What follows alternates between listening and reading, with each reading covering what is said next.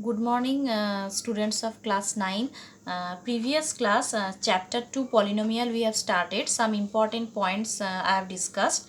Today I am starting the exercise 2.1. The first question is, some polynomials in one variables are given, and which of the following expressions are polynomials in one variable and which are not. So some expressions are given, you have to find these are the polynomials in one variable or not, and state the reason for your answer also. So question number 1, number 2 I have done. Just see that. Here the expression is given y square plus root 2. So this is the polynomial in one variable or not. How can we decide? Polynomial in one variable means only one variable is present here. What is the variable? Y. And this is a polynomial also because two terms are present there. Now, how can we say this is a polynomial of one variable? Here we have to see the power of the variable is whole number or not.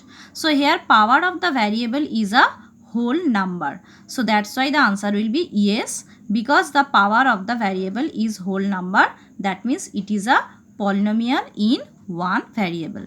Now we have done number 3. Number 3, what is the expression given? 3 root t plus t root 2. So if we will split this, what we will get? 3 t to the power half. Root t means t to the power half plus t root 2. Here the variable is t. Here the power of t is 1, but one variable t whose power is half. That means it is not a whole number. So if the power of the variable is not a whole number, we cannot say this is a polynomial in one variable. That's why the answer will be no, because the power of the variable is not a whole number. Okay. Now we are going question number 2. Question number 2, you have to write the coefficients of x square. So here 2 number 4 I have done. The expression is given root 2x minus 1, and you have to find coefficient of x square.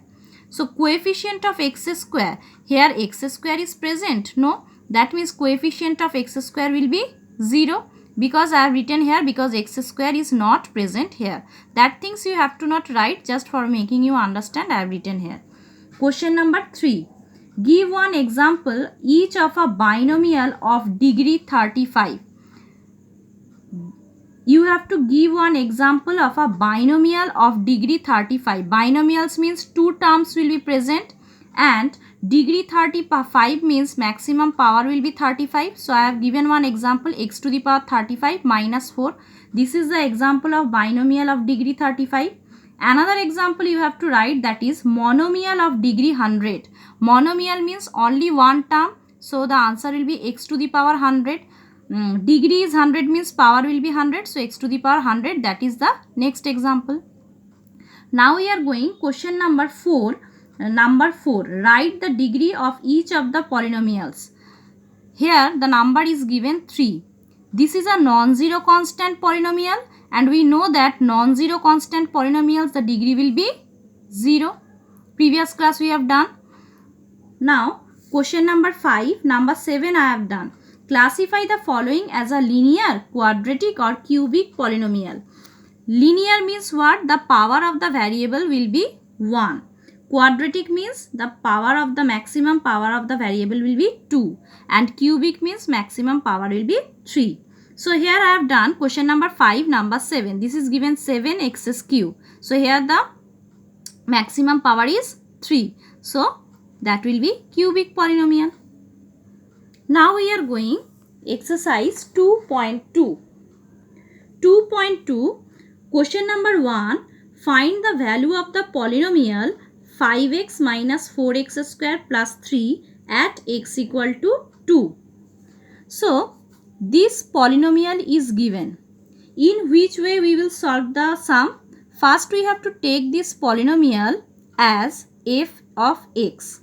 Let fx equal to this, and at the point x equal to 2 you have to find the value. So x equal to 2 I have written. So at that point, that means when the value of x is 2, what will be the value of this polynomial you have to write. That means in place of x, just you have to put 2. So f of 2 in place of x I have put it 2 equal to this side also 5. X means 2 minus 4 into x square means 2 square plus 3. Just in place of x we have put it 2. Now we are finding the value. 5 2s are 10 minus 2 2s are 4, 4 4s are 16 plus 3. Now we will do the calculation, that is coming 10 plus 3 13 minus 16. So 13 minus 16 it's coming minus 3. That will be the answer. That means at x equal to 2, the value of the polynomial is minus 3. Now we are going question number 2, number 4. Here the question is find p of 0, p of 1 and p of 2 for the following polynomial. Here p of x, that is the question, p of x is given x minus 1 into x plus 1.